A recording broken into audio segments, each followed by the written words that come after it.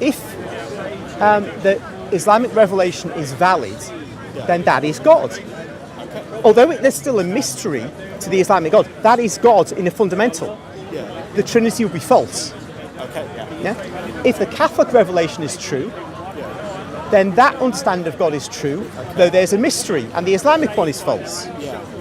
That's what we start. That's what we start off with. Looking at the revelation itself, and from that start reasoning, rather than starting reasoning and then looking at revelation. Don't you think? Okay. So what I would say to that is, whilst Christians sort of acknowledge that the Trinity is a mystery, Muslims would emphasise that Tawheed is simple and easy to understand. So it seems to me that it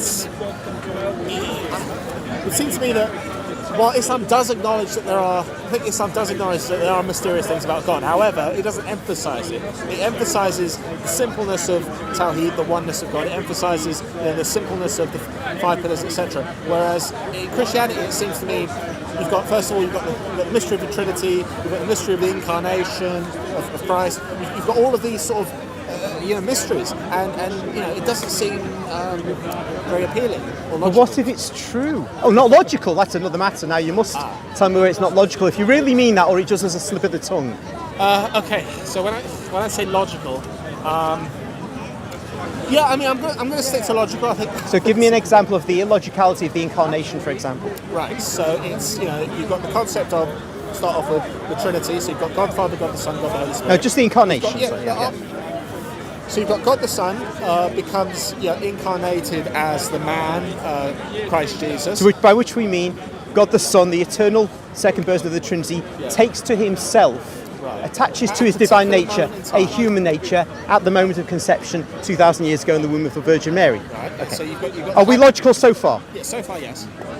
So we've got the hypostatic union, fully man, fully God, in Jesus. And then, you get the Gospels where, you get contradictory statements where, Jesus says, for example... well, hold on, stop a moment.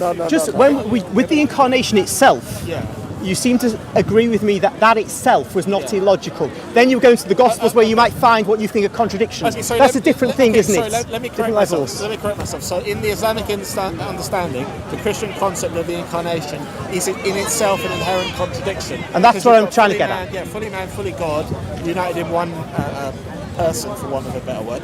One hypostasis. Right. I would say the incarnation is problematic. And this is what I want to understand, the illogicality. Because I could accept somebody saying, this isn't true, this didn't happen, but to say it's illogical is another thing. And that's why I wanted to say to you whether it was a slip of the tongue to use the term logic, or whether you really meant it. Because, I did. Because you've got divine nature. Right. That's a logical concept. So you got what? Human nature. That's another logical concept. What's divine nature? So to have a divine nature which attaches itself to a human nature, attachment is not an illogical idea. Attachment is not a logical idea? It's not an illogical idea. No. Sorry. And then the uniting of the two. We're in a conversation that's just running along at the moment. Let's listen.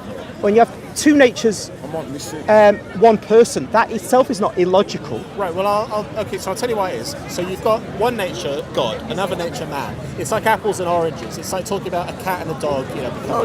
We get an apple, and we attach to that apple an orange. No, it doesn't work.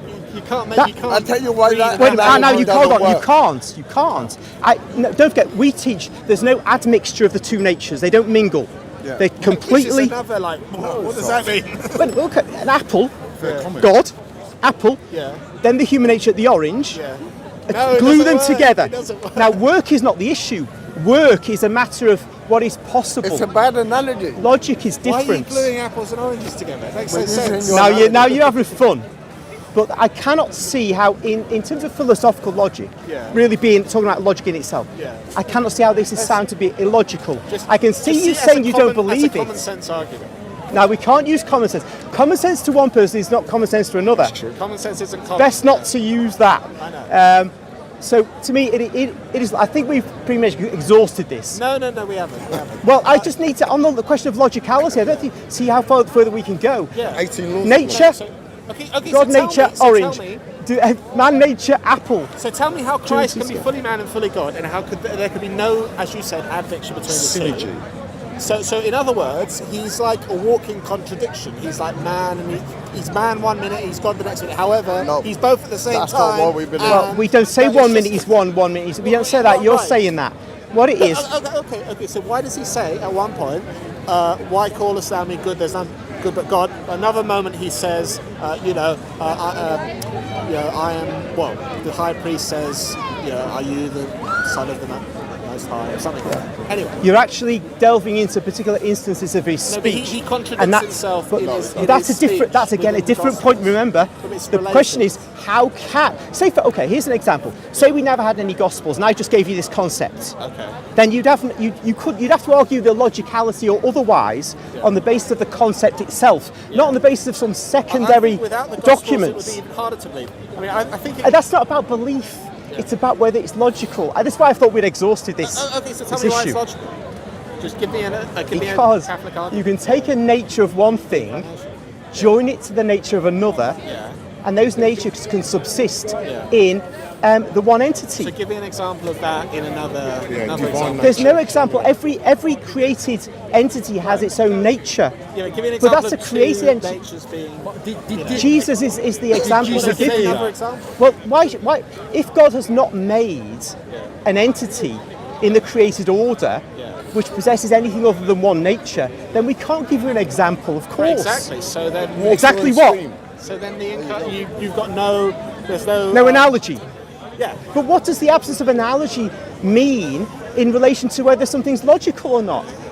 Well, to me it does, because if you were able to give me an example of, like, I gave the example of apples and oranges. So Yes, if you- and I took it happily. Right. So, like, okay, to argue your point, for example, they breed, for example, a lion and a tiger together, and you get a liger. So, but that's an example of two similar things, right? But we're talking about.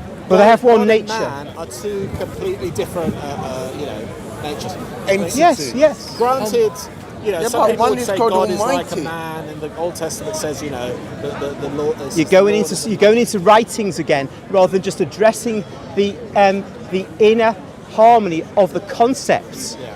And I think you're doing that because the concept is harmonious in itself. As I keep repeating, it doesn't mean it's true. The truth of it or otherwise is determined by revelation, the quality of the revelation. Well, it's because I could create a concept just now of anything, invent a new religion about anything, And I could and you review would it. examine whether its inner self is contradictory. It might be, it might not be. It might be perfectly harmonious, but still false. I just made it up.